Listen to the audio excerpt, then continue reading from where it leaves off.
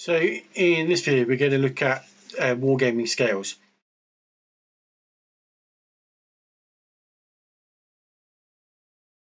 It's a fascinating hobby that combines strategy, history and miniature painting. Now, one of the key aspects to understanding as a beginner is the concept of scales in wargaming. Now, scales will determine the size of the miniatures and the terrain used in your games. It impacts the sort of visual appeal and the gameplay experience. In this video we're going to sort of like look at some of the scales available, some of the sort of the basic and common wargaming scales, so you can kind of like choose which one is the right for you and your interests. So what is wargaming scales? It refers to the ratio of size of the miniature to the real life counterpart. And this ratio determines how detailed those miniatures and terrain pieces are, and it often influences the size of the gaming area as well. Common scales in wargaming will include sort of 6mm, 15mm, 28mm and 54mm. Those are just a sample, and more generally the more common. There are scales within wargaming that go as low as 2mm, but we won't be looking at 2mm in this video. And each scale has its own advantages and ideal use cases. Now, common wargaming scales, we're going to start at its lowest, which is 6mm, or 1285 or 1300 scale. These are tiny miniatures that you generally use for large scale battles, where you want to represent hundreds and thousands of troops. Now, the advantage of these, it allows for massive armies in epic battles, and it requires less storage space. Now, they're ideal for historical battles and large-scale fantasy or sci-fi conflicts. The next one we'll look at is 10mm or 114, and it's slightly larger than 6mm, and this scale lies for large battles but with more detail on the miniatures. Now, the advantages are it has good balance between large-scale battles and individual miniature detail, and it's ideal for historical and fantasy wargaming. Now, the next one is 15mm or 1/100 scale.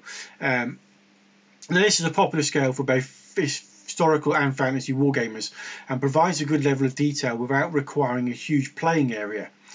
Now, the advantage is it's easier to paint and handle than, say, 6mm. It still allows for sizable battles, and it's ideal for ancient, medieval, modern, historical wargames, as well as fantasy and some sci-fi skirmishes.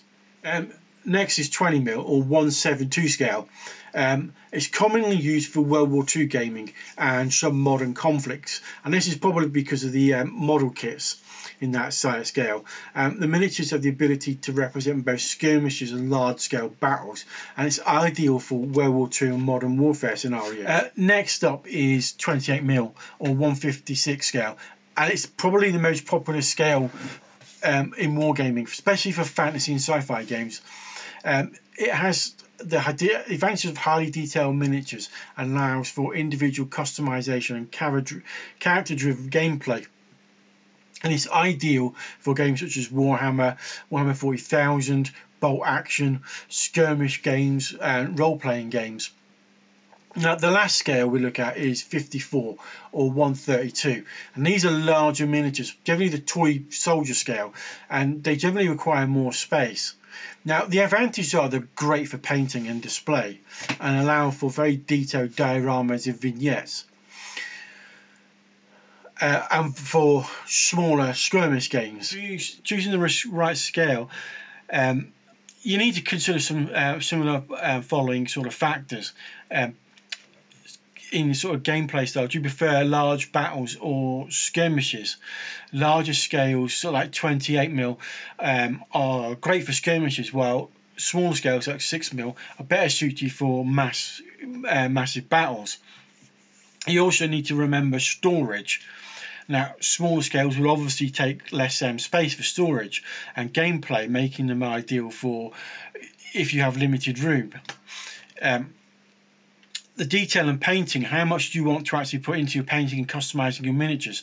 Obviously, larger scales such as 28 and 54 offer more opportunity for painting more detail and adding a bit more creativity. And then you've got to look at community support. what scales are popular in your local gaming community amongst your friends. Popular scales have more available resources, miniatures and gaming systems. Understanding the wargaming scales is crucial for getting the most out of your wargaming experience.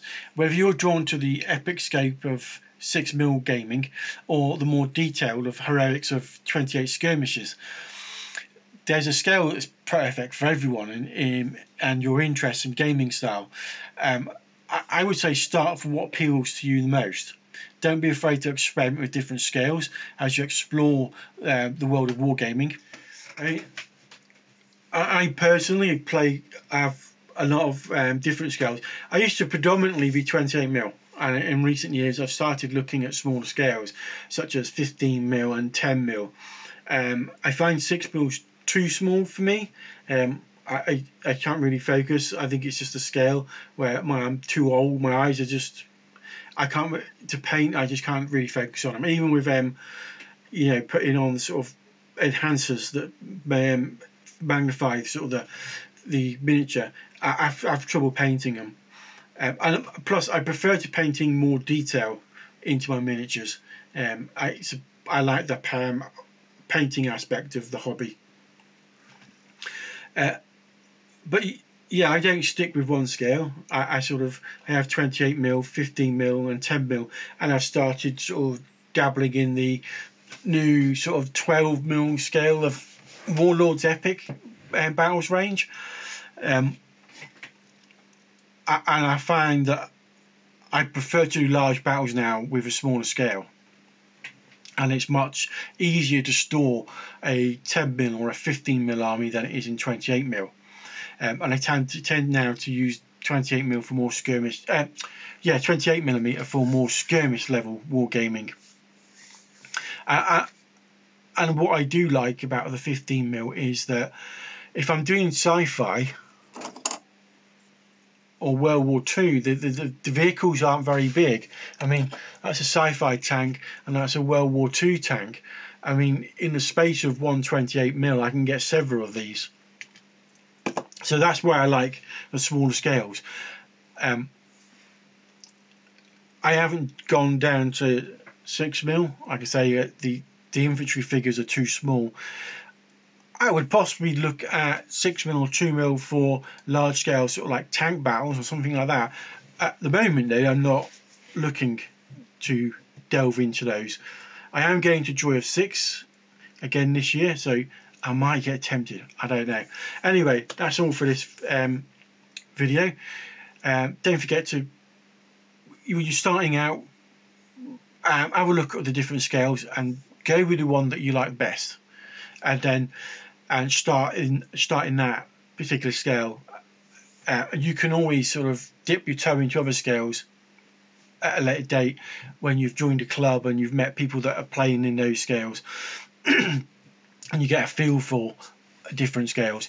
Anyway, like I said, that's all for this week. Don't forget to like and subscribe, and I'll see you next time.